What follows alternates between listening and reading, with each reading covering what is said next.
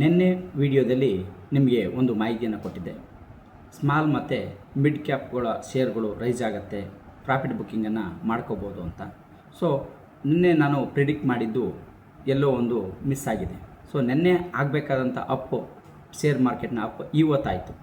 So mid ಮತ್ತು small ಕ್ಯಾಪ್ಗಳು rise ಆದವು. ಸೊ ಆ ಶೇರ್ಗಳೆಲ್ಲ ರೈಸ್ ಆಗಿದ್ದನ್ನು ಇವತ್ತು ನೋಡ್ಬೋದಾಗಿತ್ತು. ಸೊ ಹಾಗಾಗಿ ಇವತ್ತಿನ ಮಾರ್ಕೆಟ್ 12:30ವರೆವರೆಗೂ ರೈಸಲ್ಲೇ ಇತ್ತು. ಅನಂತರದಲ್ಲಿ ನಿಧಾನಕ್ಕೆ ಇಳಿಯುತ್ತಾ ಲಾಸ್ಟಲ್ಲಿ ಈ ರೆಡ್ಗೆ ಬಂತು.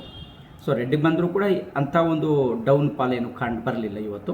ಸೊ ಆದರೆ ಇವತ್ತಿನ ಒಂದು ಮಾರ್ಕೆಟಲ್ಲಿ ಮಿಡ್ ಕ್ಯಾಪ್ ಮತ್ತು ಇದು ಲಾರ್ಜ್ ಕ್ಯಾಪ್ಗಳು, ಮಿಡ್ ಕ್ಯಾಪ್ ಮತ್ತು ಸ್ಮಾಲ್ ಕ್ಯಾಪ್ಗಳು ರೈಸ್ ಆಗಿದ್ದನ್ನು ಅದರಲ್ಲಿ ಪ್ರಾಫಿಟ್ ಬುಕ್ಕಿಂಗನ್ನು ಇವತ್ತು ಮಾಡಿಕೊಳ್ಳಾಯಿತು. ಸೊ ಸುಮಾರು ಕೆಲವೊಂದು ಶೇರ್ಗಳಂತೂ 4.5% ಬಂತು. ಕೆಲವು ಶೇರ್ಗಳು 1.5ಇಂದ 2.5%ವರೆಗೂ ಸೊ ಪ್ರಾಫಿಟ್ ಬುಕ್ಕಿಂಗ್ ಆಗಿದ್ದನ್ನು ಇವತ್ತು ನೋಡ್ಬೋದಾಗಿದೆ.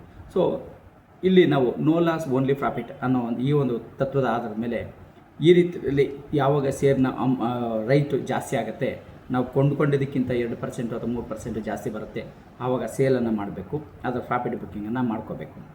ಸೊ ನಮಗೆ ಯಾವಾಗ ಕಡಿಮೆ ಅದೇ ರೈಟು ಮತ್ತೆ ಕಡಿಮೆ ಆಗುತ್ತಲ್ಲ, ಆವಾಗ ಅದನ್ನು ಪರ್ಚೇಸ್ ಮಾಡಬೇಕು, ಮತ್ತು ಜಾಸ್ತಿ ಆದಾಗ ಸೇಲನ್ನು ಮಾಡಬೇಕು. ಇದೇ ಒಂದು ಸಿಂಪಲ್ ತತ್ವವನ್ನು ಉಪಯೋಗಿಸ್ಕೊಂಡು ಹೋದರೆ ಲಾಭವನ್ನು ಮಾಡ್ಕೋಬೋದು, ಲಾಸ್ ಇಲ್ಲದೆ ಪ್ರಾಫಿಟನ್ನು ಮಾಡ್ಕೋಬೋದು. ಹಾಗೆಯೇ ಈ ವಾರ ಮತ್ತು ಮುಂದಿನ ವಾರದಲ್ಲಿ ಅದಾನಿ ಶೇರ್ಗಳು ಡೌನ್ ಆಗುವ ಸಾಧ್ಯತೆಗಳು ಇದೆ.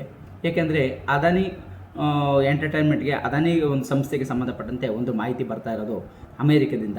ಸೊ ಇದರಲ್ಲಿ ಅವರ ಒಂದು ತನಿಖೆಯನ್ನು, ಅವರ ಒಂದು ಆರೋಪ ಏನು ಮಾಡಿದರು, ಗ್ರೀನ್ ಎನರ್ಜಿಗೆ ಸಂಬಂಧಪಟ್ಟಂತೆ ಅವರು ಲಂಚವನ್ನು ಕೊಟ್ಟಿದ್ದಾರೆ, ಅದರ ಒಂದು ಶೇರ್ ವ್ಯಾಲ್ಯೂನ ಜಾಸ್ತಿ ಮಾಡಿ ಅಮೇರಿಕದಿಂದ ಫಂಡನ್ನು ತೆಗೆದಿದ್ದಾರೆ ಅಂತೇಳಿ ಕೆಲವೊಂದು ಆರೋಪಗಳು ಏನು ಬಂದಿದೆ. ಅದಕ್ಕೆ ಸಂಬಂಧಪಟ್ಟಂತೆ ತನಿಖೆಯನ್ನು ಮಾಡೋದಕ್ಕೆ ಭಾರತ ಸರ್ಕಾರದ ಸಹಕಾರವನ್ನು ಕೋರಿದ್ದಾರೆ ಅನ್ನೋ ಒಂದು ಮಾಹಿತಿ ಬರ್ತಾ ಇದೆ. ಇದು ಭಾರತ ಸರ್ಕಾರದಿಂದ ಇನ್ನೂ ಅಧಿಕೃತವಾಗಿ ಯಾವುದೇ ಒಂದು ಅಂಶ ಹೊರಬಿದ್ದಿಲ್ಲ. ಸೊ ಆದರೂ ಕೂಡ ಇದೇನಾದರೂ ರುಜುವಾತ ಆದರೆ, ಆ ರೀತಿಯಲ್ಲಿ ಲಿಖಿತವಾಗಿ ಅವರು ಸಲ್ಲಿಕೆಯನ್ನು ಮಾಡಿದಾಗ, ಅಂಥ ಸಂದರ್ಭದಲ್ಲಿ ಅದಾನಿ ಸಂಬಂಧಪಟ್ಟಂಥ ಶೇರ್ಗಳು, ಅದರಲ್ಲೂ ಗ್ರೀನ್ ಎನರ್ಜಿ ಪವರ್ಗೆ ಸಂಬಂಧಪಟ್ಟಂಥ ಶೇರ್ಗಳು ಬೀಳುವ ಸಾಧ್ಯತೆಗಳು ಅತಿ ಹೆಚ್ಚು ಇದೆ ಮುಂದಿನ ವಾರದಲ್ಲಿ. ಸೊ ಹಾಗಾಗಿ ಇದರಲ್ಲಿ ನೋಡಿಕೊಂಡು ಇನ್ವೆಸ್ಟ್ಮೆಂಟನ್ನು ಮಾಡೋವಂಥವ್ರು ಮಾಡ್ಬೋದು. ಸೊ SIP ಮಾಡೋವಂಥವ್ರು ಮಾಡ್ಬೋದು. ಏಕೆಂದರೆ ಫಂಡಮೆಂಟ್ಲಿ ನೋಡೋಕ್ಕೆ ಹೋದಾಗ ಸ್ಟ್ರಾಂಗ್ ಇದೆ.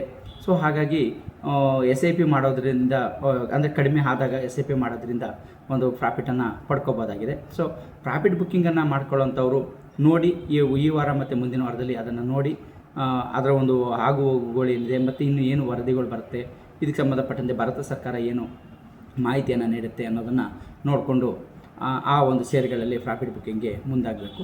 ಇಲ್ಲ ಒಂದು ವೇಳೆ ಕಡಿಮೆ ಆದಾಗ ಪರ್ಚೇಸ್ ಮಾಡ್ತೀನಿ ಅಂದಾಗ ಮತ್ತೆ ರೈಸ್ ಆಗುತ್ತೆ. ಸೊ ಈ ರೀತಿಯಲ್ಲಿ ಸುಮಾರು ಆರೋಪಗಳು ಬಂದಾಗಲೂ ಕೂಡ ತುಂಬ 30%, 40% ಎಲ್ಲ ಶೇರ್ಸು ಡೌನ್ ಆಗಿದ್ದನ್ನು ನೋಡ್ಬೋದಾಗಿತ್ತು. ಸೊ ಮತ್ತೆ ಕೆಲವು ದಿನಗಳ ನಂತರದಲ್ಲಿ ಅದೇ ಒಂದು ವ್ಯಾಲ್ಯೂಗೆ ಬಂದು ಕುಂತಿತ್ತು. ಸೊ ಹಾಗಾಗಿ ಅಂಥ ಟೈಮಲ್ಲಿ ಆ 30%, 40%ಅನ್ನು 2-3 ತಿಂಗಳ ಅವಧಿಯಲ್ಲೇ ಪ್ರಾಫಿಟನ್ನು ಮಾಡ್ಕೊಂಡಂಥವ್ರು ಇದ್ದಾರೆ. ಸೊ ಹಾಗಾಗಿ ಆ ರೀತಿಯಲ್ಲಿ ಮಾಡ್ತೀನಿ ಅನ್ನೋ ಒಂದು ಧೈರ್ಯವನ್ನು ಇಟ್ಕೊಂಡು, ಅದರ ಒಂದು ಫಂಡಮೆಂಟಲ್ ಬಗ್ಗೆ ತಿಳ್ಕೊಂಡು ಸೊ ಇನ್ವೆಸ್ಟ್ಮೆಂಟನ್ನು ಮಾಡಿ ಪ್ರಾಫಿಟನ್ನು ಮಾಡ್ಕೋಬೋದು. ಸೊ ನಾನಿಲ್ಲಿ ಒಂದು ಡಿಸ್ಕ್ಲೇಮರನ್ನು ಕೊಡಲಿಕ್ಕೆ ಇಷ್ಟಪಡ್ತೀನಿ. ನಾನು ಯಾವುದೇ ಒಂದು ಶೇರ್ಗಳನ್ನಾಗಲಿ, ಯಾವುದೇ ಒಂದು ಕಂಪನಿಯನ್ನಾಗಲಿ ಇಲ್ಲಿ ನಾನು ರೆಕಮೆಂಡನ್ನು ಮಾಡ್ತಾಯಿಲ್ಲ. ಸೊ ನನಗೆ ಸಿಕ್ಕುವಂಥ ಕೆಲವೊಂದು ಲಭ್ಯವಾದಂಥ ಮಾಹಿತಿಗಳನ್ನು ನಿಮ್ಮ ಜೊತೆ ನಾನು ಶೇರ್ ಮಾಡ್ಕೋತಾ ಇದ್ದೀನಿ. ಸೊ ಇದನ್ನು ಮತ್ತು ನಿಮಗೆ ಲಭ್ಯವಾಗುವಂಥ ಮಾಹಿತಿಗಳನ್ನು ನೀವು ಇದರೊಟ್ಟಿಗೆ ಇಟ್ಕೊಂಡು ನೀವು ಅನಾಲಿಸಿಸನ್ನು ಮಾಡಿ ಶೇರ್ಗಳಲ್ಲಿ ಇನ್ವೆಸ್ಟ್ಮೆಂಟ್ ಮಾಡಬೇಕು, ಯಾವ ರೀತಿ ಮಾಡಬೇಕು, ಯಾವ ಶೇರ್ಗಳ ಮೇಲೆ ಮಾಡಬೇಕು ಅನ್ನೋದನ್ನು ನೀವು ಇದು ಮಾಡ್ಕೋಬೇಕು. ಸೊ ಹಾಗೆಯೇ ಮತ್ತು ಮುಂದಿನ ವಾರದಲ್ಲಿ ಈ ರೈಲ್ವೆ ಡಿಪಾರ್ಟ್ಮೆಂಟ್ಗೆ ಸಂಬಂಧಪಟ್ಟಂತೆ ಅದರ ಒಂದು ಪ್ರಾಡಕ್ಟಿವಿಟಿ ಮಾಡುವಂಥ ಕಂಪ್ನಿಗಳ ಶೇರ್ಗಳು ಮತ್ತು ಎಂಟರ್ಟೈನ್ಮೆಂಟ್ಗೆ ಸಂಬಂಧಪಟ್ಟಂಥ ಶೇರ್ಗಳು ರೈಸ್ ಆಗುವ ಸಾಧ್ಯತೆಗಳು ಮುಂದಿನ ವಾರದಲ್ಲಿ ಇದೆ. ಸೊ ಹಾಗಾಗಿ ಅದರ ಮೇಲೂ ಕೂಡ ಇನ್ವೆಸ್ಟ್ಮೆಂಟನ್ನು ಈಗ ಪರ್ಚೇಸನ್ನು ಮಾಡಿದರೆ ಮುಂದಿನ ವಾರದಲ್ಲಿ ಪ್ರಾಫಿಟನ್ನು ಮಾಡಿಕೊಳ್ಳುವ ಸಾಧ್ಯತೆಗಳು ಆ ಒಂದು ಶೇರ್ಗಳಲ್ಲಿ ಇದೆ.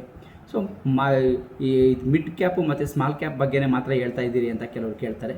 ಸೊ ಲಾರ್ಜ್ ಕ್ಯಾಪ್ ಶೇರ್ಗಳು ಭಾಗಶಃ ಮಾರ್ಚ್ ಆದಮೇಲೆ ಅದು ರೈಸ್ ಆಗ್ತವೆ ಅಂತ ಅನ್ನೋದು ಕಂಡು ಬರ್ತಾ ಇದೆ. ಸೊ ಯಾಕಂದರೆ ಅದು ಈಗ ಸ್ವಲ್ಪ ಎಲ್ಲವೂ ಒಂದೊಂದು ಶೇರ್ಗಳು ಮೇಲೆ ಬಂದರೂ ಕೂಡ ಮತ್ತೆ ಅದು ಹಂಗೆ ಕೆಳಗಡೆ ಇಳಿಗ್ತಾ ಇದೆ. ಸೊ ಹಾಗಾಗಿ ಒಂದೇ ಸ್ಥಿತಿಯನ್ನು ಅದು ಕಾಪಾಡ್ಕೊಂಡು ಹೋಗ್ತಾ ಇದೆ. ಸೊ ಹಾಗಾಗಿ ಬಹುಶಃ ಮಾರ್ಚ್ ಕಳಿಬೇಕು ಅಂತ ಅನ್ನಿಸ್ತಾ ಇದೆ. ಸೊ ನೋಡಬೇಕು. ಅದ್ರ ಜೊತೆಗೆ ಟ್ರಂಪ್ ಅವರು ಏನೆಲ್ಲ ಕ್ರಮಗಳನ್ನ ಕೈಗೊಳ್ತಾರೆ ಅನ್ನೋದು ವೇಟಿಂಗ್ ಲಿಸ್ಟಲ್ಲಿ ವೆಯ್ಟ್ ಆಗ್ತಾ ಇರೋದ್ರಿಂದ ಅದು ನೋಡಬೇಕಾಗಿದೆ. ಸೊ ಇಷ್ಟು ಈಗಿನ ಒಂದು ಇರುವಂಥ ಒಂದು ಮಾಹಿತಿಗಳು. ಸೊ ಹಾಗಾಗಿ ಇನ್ವೆಸ್ಟ್ಮೆಂಟು ಈ ವಾರದಲ್ಲಿ ಮತ್ತು ನಾಳೆ ಇದರಲ್ಲಿ ಪ್ರಾಫಿಟ್ ಬುಕ್ಕಿಂಗಿಗೆ ಅವಕಾಶ ಸಿಗೋದು ಸ್ವಲ್ಪ ಕಷ್ಟ ಅಂತ ಅನ್ನಿಸ್ತಾ ಇದೆ.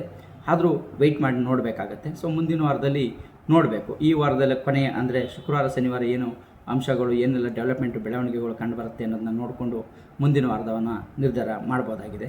ಸೊ ಹಾಗಾಗಿ ಮತ್ತು ನೀವು ನಮ್ಮ ಚಾನಲ್ಗೆ ಇನ್ನೂ ನೀವು ಸಬ್ಸ್ಕ್ರೈಬ್ ಆಗಿಲ್ಲ ಅಂದರೆ ಸಬ್ಸ್ಕ್ರೈಬ್ ಆಗಿ, ಹಾಗೆ ಬೆಲ್ ಬಟನ್ ಪ್ರೆಸ್ ಮಾಡಿ. ನಮ್ಮ ಒಂದು ಅನಾಲಿಸಿಸ್ನ ಎಲ್ಲ ವೀಡಿಯೋಗಳು ನಿಮಗೆ ಮೊದಲು ತಲುಪುತ್ತೆ.